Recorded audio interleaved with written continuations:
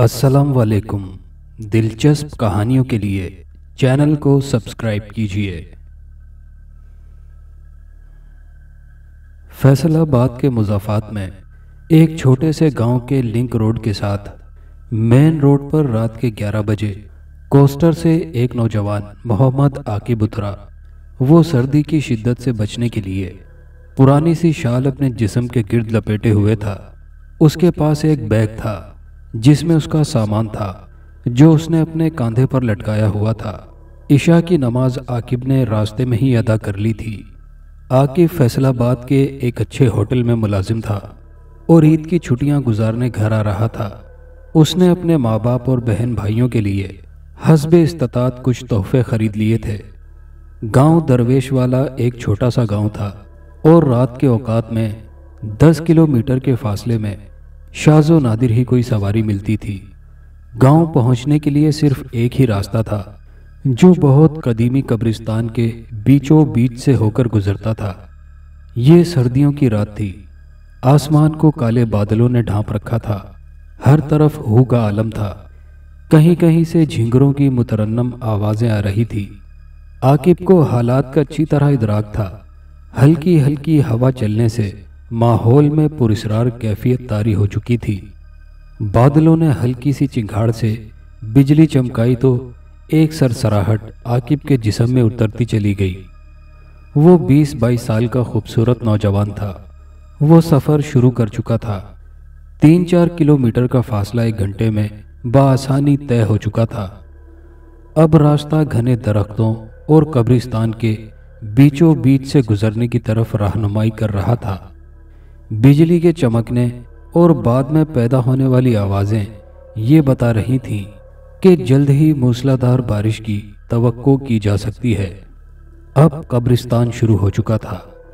आकिब तेज तेज कदम उठाता इर्द गिर्द मौजूद नई पुरानी कब्रों की तरफ कनखियों से देखता अपनी मंजिल की तरफ रवां दवा था।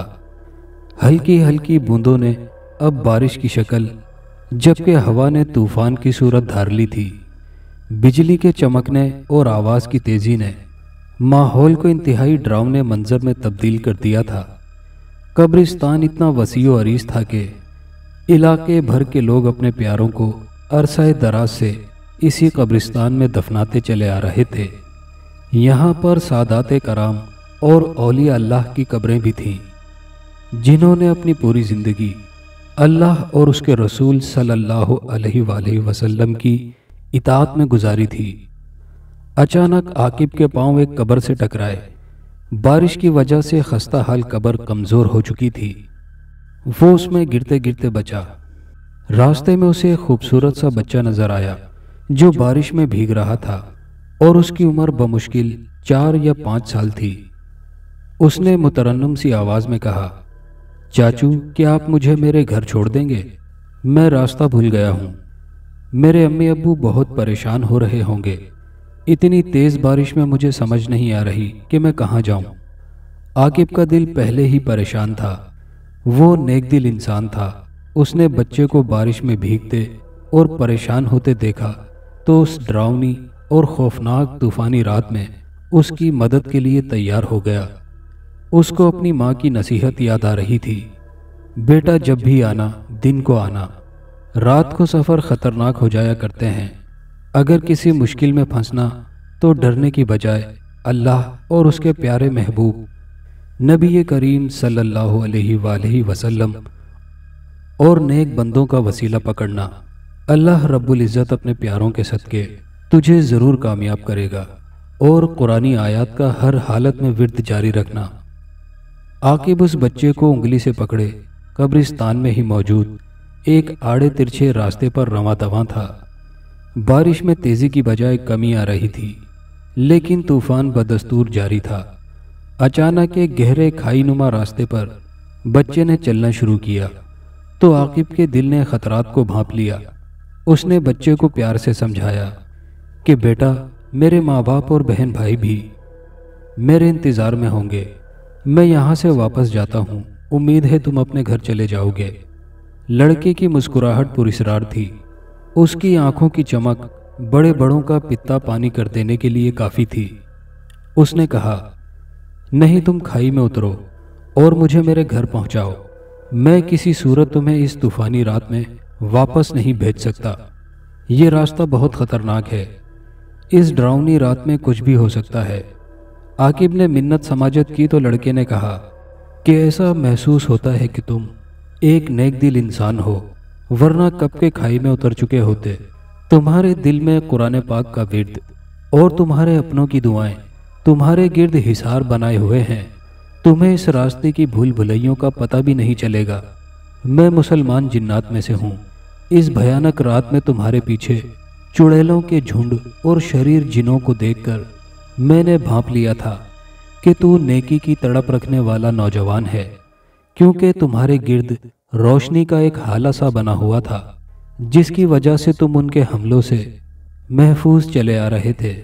تم قرآن پاک کا ورد شروع کرو، میں اس قبرستان سے نکلنے میں تمہاری رہنمائی کر سکتا ہوں۔ عاقب کو تیز ہوا کے جھکڑ سے جو خوف آ رہا تھا وہ رفو چکر ہو چکا تھا۔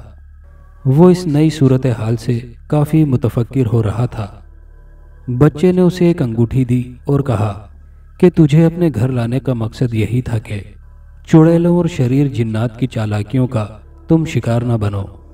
وہ تمہارے انتظار میں کھڑے ہیں، قبرستان تک وہ تمہارا کچھ نہیں بگاڑ سکتے، کیونکہ یہاں سادات کرام اور نیک لوگوں کی قبریں موجود ہیں۔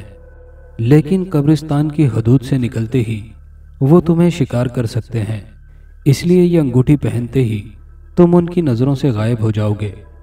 ہاں، قبرستان میں قبروں کے مکینوں کے لیے دعائے مغفرت اور ایصال ثواب کرتے جانا، نیک روحیں احسان ضرور چکایا کرتی ہیں۔ آؤ میرے ساتھ چلو۔ قرآنی آیات کا ورد ماحول میں خوبصورت احساس پیدا کر رہا تھا۔ ہوا کے جھونکوں کی وجہ سے آواز کبھی ایک طرف اور کبھی دوسری طرف جا رہی تھی۔ قبرستان میں داخل ہوتے ہی عاقب نے قبرستان میں موجود تمام قبروں کے مکینوں کے لیے ایصال ثواب کے لیے قرآن پاک کا ورد کیا اور پورے قبرستان کو ایصال ثواب کر دیا۔ بجلی کی چمک اور بارش کی تیزی نے ماحول کو دوبارہ خطرناک بنا دیا تھا۔ بچہ واپس ہو چکا تھا۔ عاقب نے اپنے ارد گرد سنسناہٹ اور عجیب و غریب آوازیں محسوس کیں۔ اس نے انگوٹھی پہن رکھی تھی اور قرآن پاک کی آیات کا ذکر جاری رکھا ہوا تھا۔ اس کے قدم درختوں کے جھنڈ پار کرتے جا رہے تھے۔ اس نے محسوس کیا کہ کوئی نادیدہ قوت اس کے گرد ہے، لیکن اس کو پتہ نہیں چل رہا کہ عاقب کہاں ہے۔ وہ آہستہ آہستہ چلتا ہوا اپنے گاؤں کی طرف رواں دواں تھا۔ 8 کلومیٹر کا سفر ختم ہو چکا تھا۔ اب گاؤں دور سے نظر آ رہا تھا۔ وہی بچہ پھر دوبارہ اس کے سامنے کھڑا تھا۔ اب انگوٹھی مجھے واپس دے دو اور مطمئن ہو کر گھر چلے جاؤ۔ اب تم خطرے سے باہر ہو۔ جھنڈ سے باہر وہ چڑیلیں بھی نہیں آ سکتی، مگر ہاں، یاد رکھنا کہ رات کے اکیلے سفر سے محتاط رہنا۔ جس طرح انسانوں میں نیکی اور بدی کے راستے ہیں، اسی طرح ہماری دنیا بھی خیر اور شر سے بھری پڑی ہے۔ اگر میں تمہیں وقت پر اپنے گھر کے قریب نہ لے جاتا تو تم مصیبت میں گرفتار ہو سکتے تھے۔ گھر جا کر صدقہ ضرور دینا اور دعاؤں میں ہم مسلمان جنات کو ضرور یاد رکھنا۔ گھر جاؤ، اب تمہاری ماں مصلی بچھائے تمہارے لیے دعائیں کر رہی ہے۔ تم نے اچھا کیا کہ اس کو چند دن پہلے خط لکھ کر بتا دیا تھا کہ تم فلاں تاریخ کو گھر آؤ گے۔ عاقب جن بچے کی پراسرار باتیں سن کر پسینے سے شرابور ہو رہا تھا، اس نے بچے سے نام پوچھا تو اس نے اپنا نام گلفام بتایا۔ عاقب گھر آیا تو ماں سے لپٹ کر رویا۔ وہ 24 گھنٹے بخار میں مبتلا رہا۔ اس کو قبرستان میں موجود سادات کرام اور اولیاء اللہ سے منسوب درباروں پر لے جایا گیا تو بھلا چنگا ہو گیا۔ اس کو خوابوں میں جن کے بچے گلفام کی صورت اب بھی نظر آتی ہے اور گلفام اس کا دوست بن چکا ہے۔ عاقب اس دن کے بعد کبھی بھی رات کے وقت گھر نہیں آیا۔ طوفانی رات کی ہولناکیوں کو وہ جب بھی یاد کرتا ہے تو اس کے پسینے چھوٹ جاتے ہیں۔ قرآن پاک سے محبت اس کا اثاثہ ہے اور وہ ہر وقت ورد و وظائف میں مشغول رہتا ہے۔ دوستو، کہانی اچھی لگی ہو تو کامنٹ باکس میں اپنی رائے کا اظہار ضرور کیجیے گا۔ اور نئے آنے والے دوستوں سے گزارش ہے کہ ہمارے چینل کو سبسکرائب کر کے ویڈیو کو لائک شیئر کرنا مت بھولیے۔ شکریہ۔